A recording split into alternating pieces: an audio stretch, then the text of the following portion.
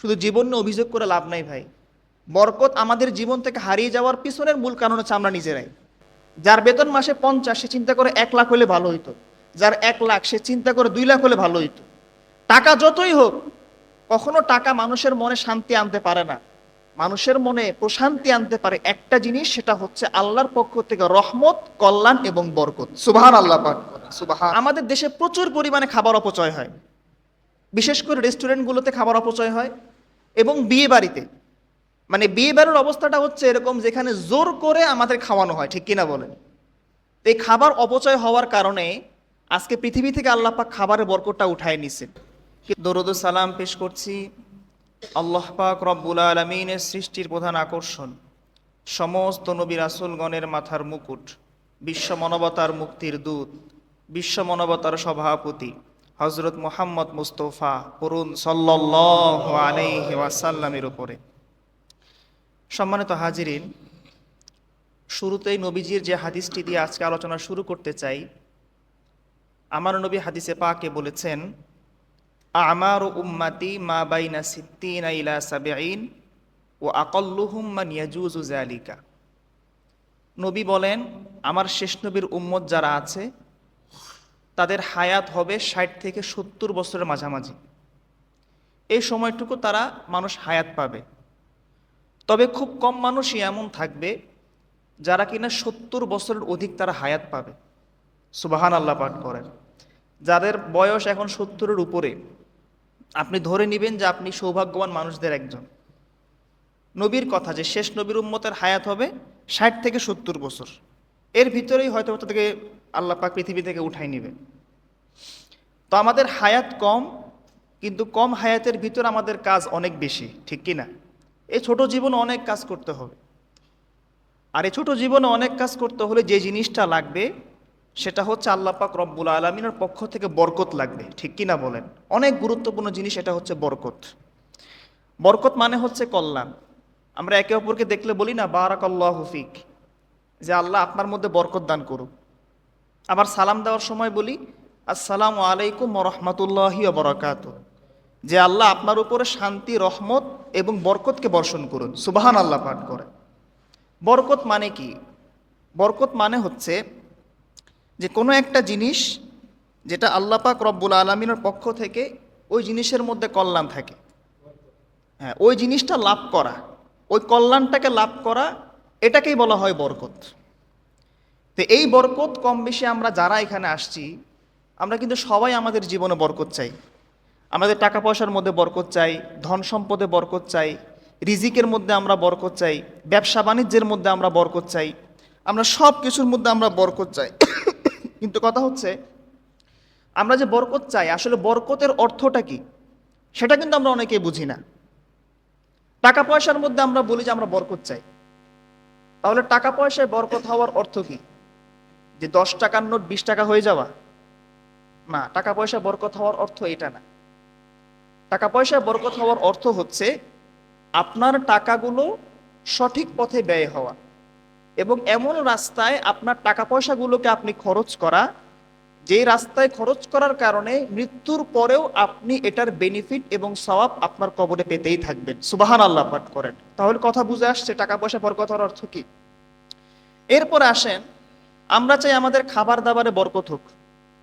এখন খাবারে বরকত হওয়ার অর্থ কি?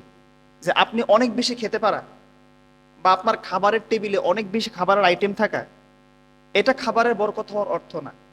খাবারে বরকত হওয়ার অর্থ হচ্ছে যেই খাবারটুকু আল্লাহ আপনাকে রিজিক হিসাবে দিয়েছেন, ওই খাবারটা খাওয়ার পরে আপনি সুস্থ থাকা, খাবারটা আপনার শরীরে লেগে যাওয়া। সুবহান আল্লাহ পাঠ করেন। এটা হচ্ছে খাবারে বরকত হওয়ার অর্থ, খুব ভালো করে বুঝবেন। এরপর আসেন, আমরা অনেকের হায়াতের জন্য দোয়া করি, আল্লাহ হায়াতে বরকত দান করুক। মানে কি, লোকটার বয়স 60 বছর, আমরা কি চাই যে তার বয়স 80 বছর হোক? এটা আমরা চাই। কিন্তু হায়াতে বরকত হওয়ার অর্থ কি? হায়াতে বরকত হওয়ার অর্থ হচ্ছে 60 বছরের হায়াত 80 বছর হয়ে যাওয়া। হায়াতে বরকত হওয়ার অর্থ হচ্ছে যে আপনি 50 বছর বয়সে এমন কাজ করা, যে কাজগুলো আপনি 100 বছর হায়াত পেলে করতে পারতেন। এটা হচ্ছে কি হায়াতে বরকত হওয়ার অর্থ। যা হোক প্রিয় ভাইরা আমার, আবার দেখেন আমাদের জীবনে বরকত না হওয়ার কিছু দৃষ্টান্ত আছে। যেমন আমরা দুধ খাই, দুধ আল্লাহ পাকের পক্ষ থেকে অনেক বরকতময় একটা খাবার, জান্নাতি একটা খাবার হচ্ছে দুধ। কিন্তু আপনি দেখেন যে অনেক মানুষ দুধ খেলে তাদের পেটের সমস্যা হয় কি হয় না।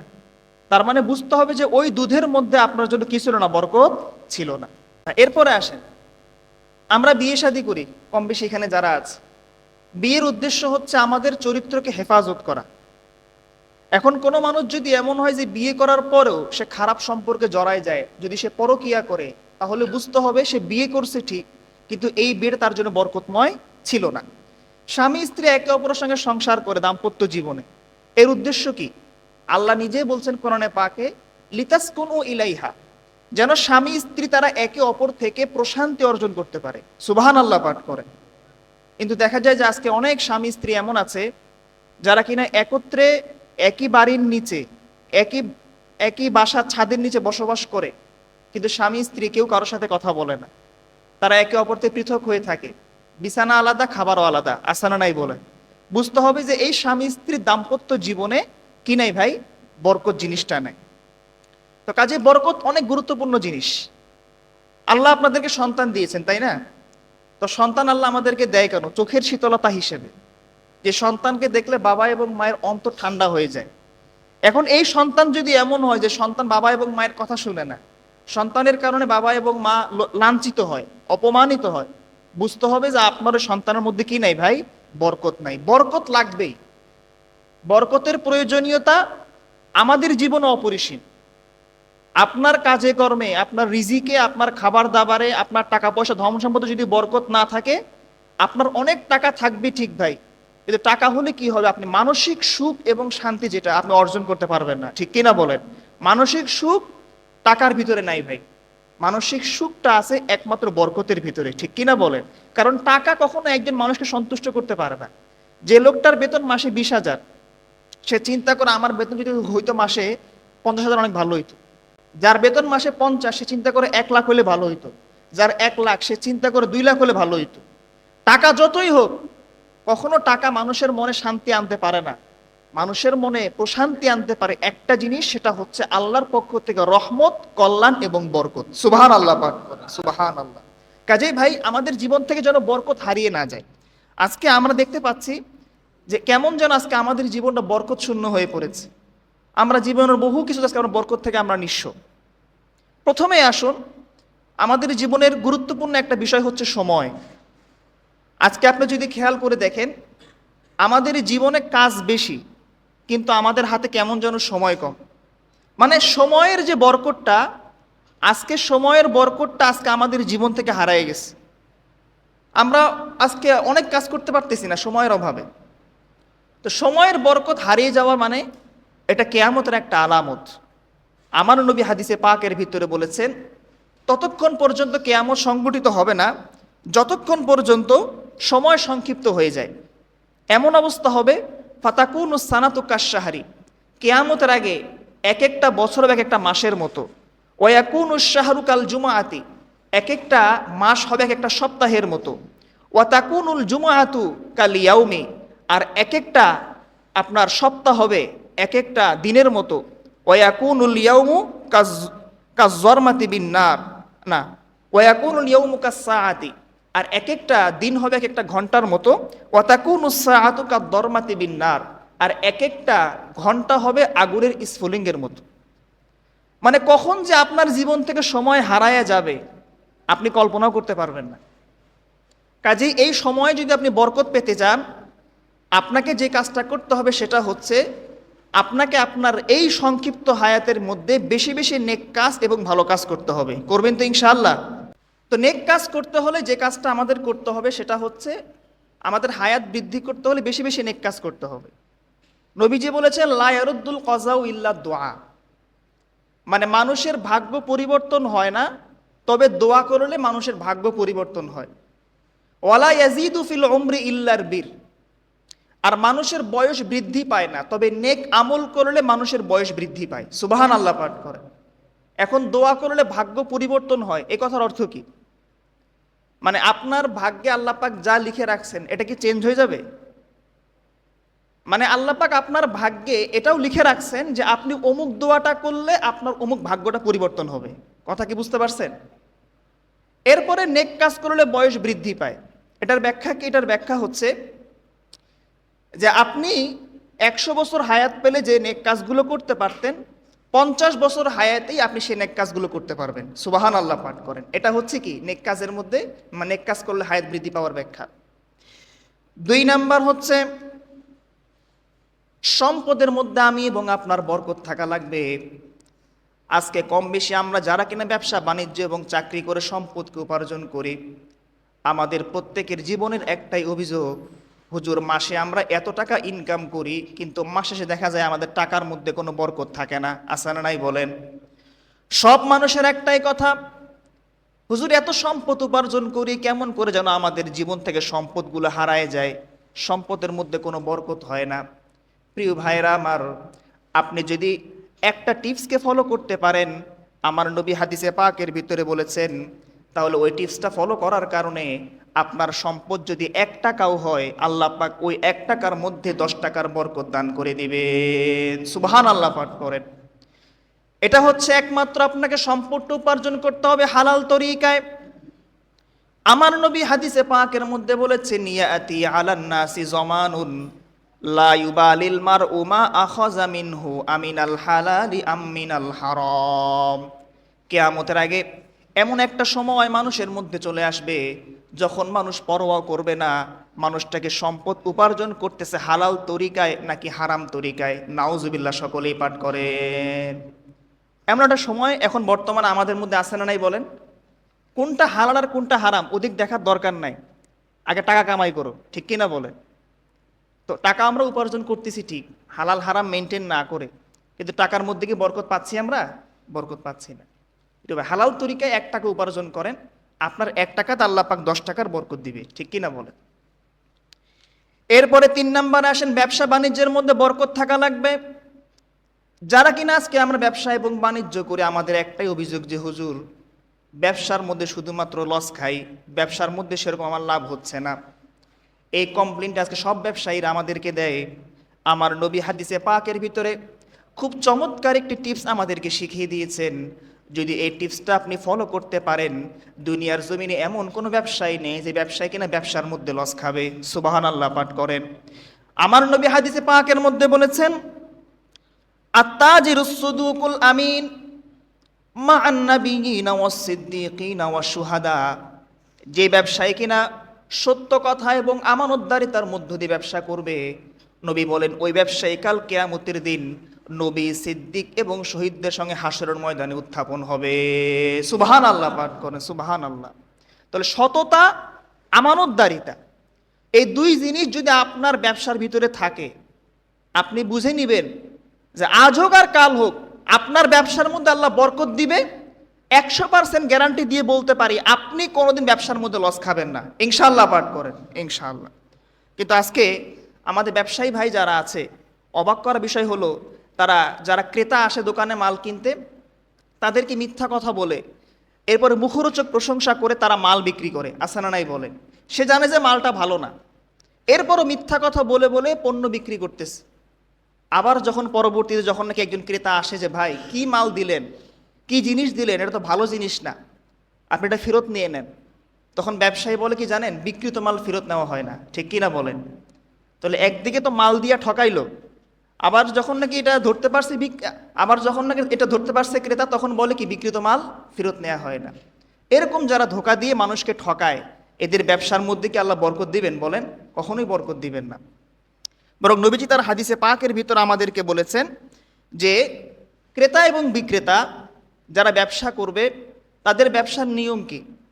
আল বাইয়ানে বিল খিয়ার মা লাম ইয়াতাফাররাকা। যখন তারা জিনিসপত্র দরদাম করবে, তখন ব্যবসায়ী এবং ক্রেতা উভয়ের একটা এখতিয়ার থাকবে। যদি পছন্দ না হয় সে পণ্যকে ফেরত দিবে। কথা কি বুঝতে পারছেন?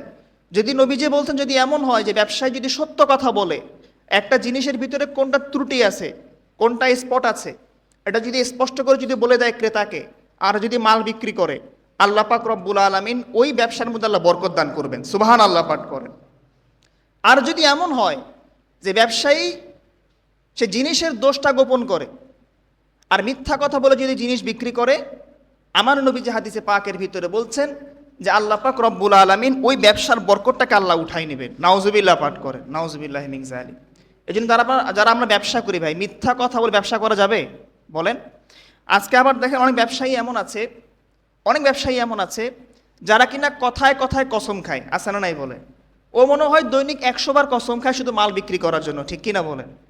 যে আল্লাহর কসম করে বলতেছি একদম ভালো মালটা আপনাকে দিচ্ছি। নবীজি হাদিসে পাকের ভিতরে হুঁশিয়ারি বাণী দিয়ে বলেছেন যে আল হালিফু মুনাফিকাতুন লিসসিলা মুমহিকাতুন লিল বারাকা।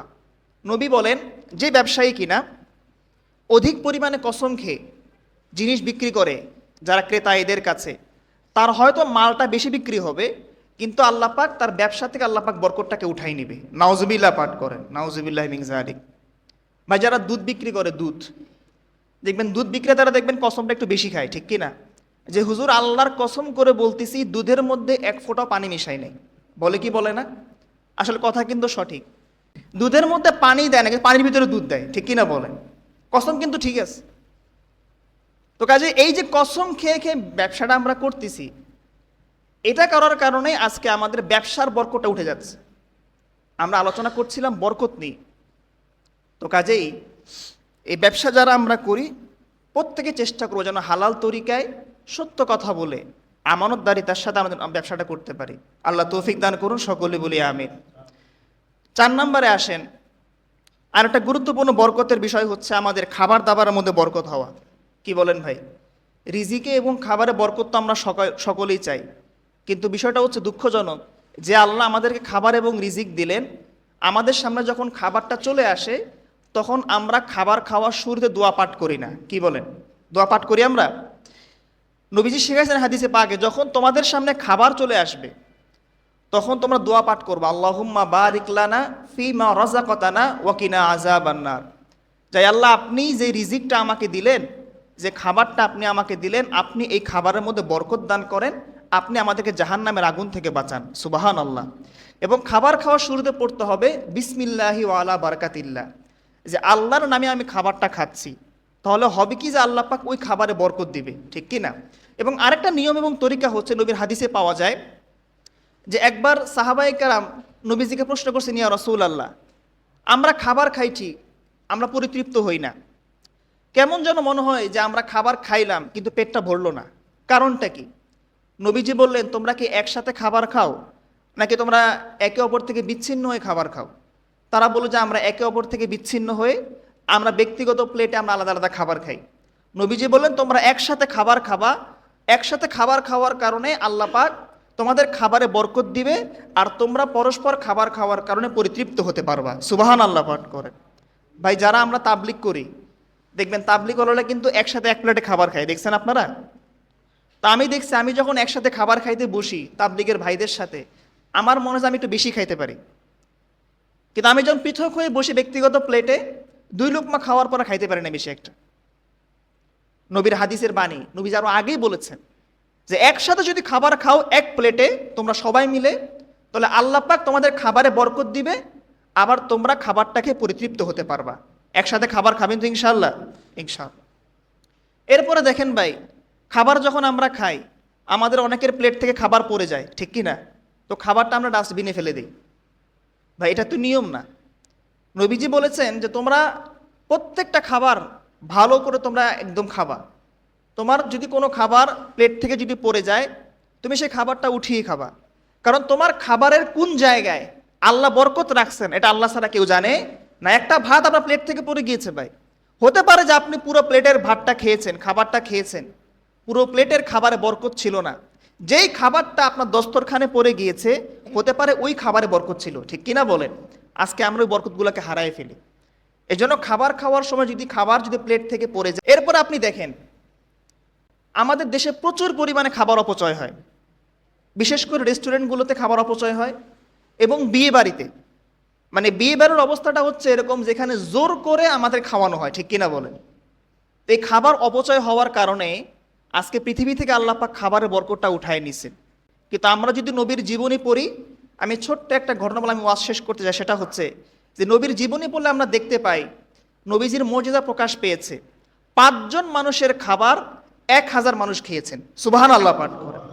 খন্দকের যুদ্ধের ঘটনা, যেই যুদ্ধে যখন কাফেররা মুসলমানদের উপরে হামলা করবে, তখন আমার নবীজি পরামর্শে বসলেন যে কিভাবে কাফেরদের আক্রমণকে ঠেকানো যায়। তখন সাহাবীদের ভিতরে সালমানে ফার্সি তিনি বললেন যে রসুল আল্লাহ, আমি তো পারস্যে ছিলাম, আমি সেখানে দেখেছি যে শত্রুপক্ষকে ঠেকানোর একটা কৌশল হচ্ছে গর্ত খনন করা, এটাকে বলে পরীক্ষা, যাতে করে গর্ত পার হয়ে যেন শত্রুরা আমাদের দিকে আসতে না পারে। খন্দকের যুদ্ধের ঘটনা।